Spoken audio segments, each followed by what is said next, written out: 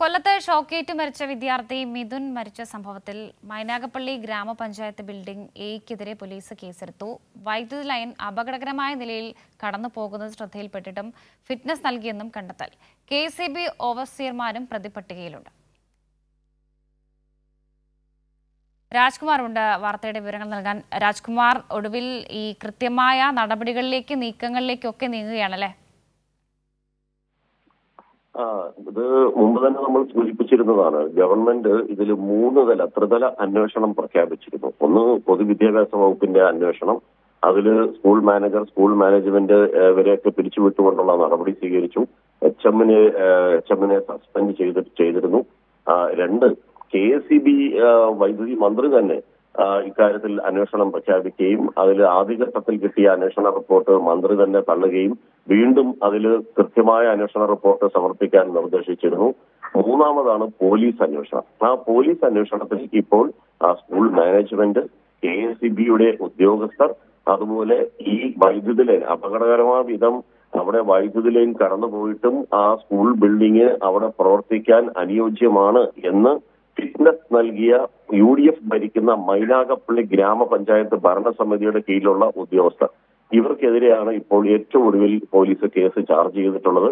അതിൽ ഈ KCBയുടെ ഉദ്യോഗസ്ഥർക്കും ഇതില് ഓവർസിയർ ഉദ്യോഗസ്ഥർക്കും പങ്കുണ്ടെന്നാണ് പോലീസ് പറയുന്നത്. അതിനി KCBയുടെ അന്വേഷണ റിപ്പോർട്ടിന്റെ പകർപ്പ് ഇതുവരെ കിട്ടിയിട്ടില്ല. അത് കിട്ടിയാൽ ഉടൻ തന്നെ അവർക്കെതിരെയും കേസ് ചാർജ് ചെയ്യാനാണ് പോലീസിന്റെ നീക്കം.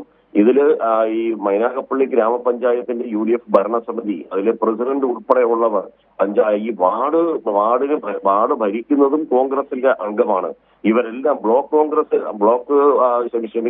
അവിടുത്തെ ബ്ലോക്ക് പഞ്ചായത്തിന്റെ അംഗവും കോൺഗ്രസിന്റെ പ്രതിനിധിയാണ്. സ്കൂളിലെ PTA പ്രസിഡന്റും കോൺഗ്രസുകാരനാണ്. ഇത്രയും കോൺഗ്രസുകാർ ഈ സ്കൂളിന്റെ പരിസരത്തും സ്കൂളുമായി ബന്ധപ്പെട്ട് പ്രവർത്തിക്കുമ്പോൾ തന്നെയാണ് ഈ അപകടകരമായ വൈദ്യുതി ലൈൻ കടന്നു പോകുന്നതും. ഇതെല്ലാം അറിഞ്ഞുകൊണ്ട് തന്നെയാണ് ഇതേ ഭരണസമിതി ഈ സ്കൂളിന് ഫിറ്റ്നസ് നൽകിയത്. അപ്പോൾ സ്വാഭാവികമായും അവർക്ക് അതിൽ നിന്ന് ഒഴിഞ്ഞു മാറാൻ കഴിയില്ല. അപ്പൊ ഉദ്യോഗസ്ഥരുടെ തലയിൽ കെട്ടിവെക്കാൻ അന്നേ ഈ പഞ്ചായത്ത് ഭരണസമിതി, UDF ഭരണസമിതി ശ്രമിച്ചിരുന്നു. കോൺഗ്രസും RSPയും കൂടിയാണ് ആ ഭരണസമിതിയിലെ അംഗങ്ങൾ എന്ന് പറയുന്നത്. അവർക്ക് തിരിച്ചടിയായിരിക്കുകയാണല്ലേ നിലവിൽ എല്ലാവരും കുറ്റക്കാരാണ് എന്നുള്ളതാണ്. അതെ, അതാണ് ഇവര് കോൺഗ്രസും RSPയും ഒക്കെ അവിടെ നടത്തിയ സമര കോലാഹലങ്ങൾ അതൊരു പൊറാട്ട നാടകം തന്നെയായിരുന്നു. അവിടുത്തെ കൊല്ലം കോൺഗ്രസിന്റെ ജില്ലാ പ്രസിഡന്റ്, DCC പ്രസിഡന്റ് പോലും ഇതേ വൈദ്യുതി ലൈൻ ഇവിടെ കടന്നുപോയിരുന്ന ഈ സ്കൂളിൽ തന്നെ ദേവലക്കരയിൽ മിഥുന് ഷോക്കേറ്റ് മരിച്ച അതേ സ്കൂളിലെ HM ആയിരുന്നു, അധ്യാപകനായിരുന്നു. ധാർമ്മികമായി ഇവർക്കെല്ലാം ഉത്തരവാദിത്വമുണ്ട്. അവരുടെ കാലയളവിലും ഇതൊന്നും ഈ വൈദ്യുതി ലൈൻ ഇവിടുന്ന് നീക്കം ചെയ്യാൻ ഇവരാരും ശ്രമിച്ചിരുന്നില്ല.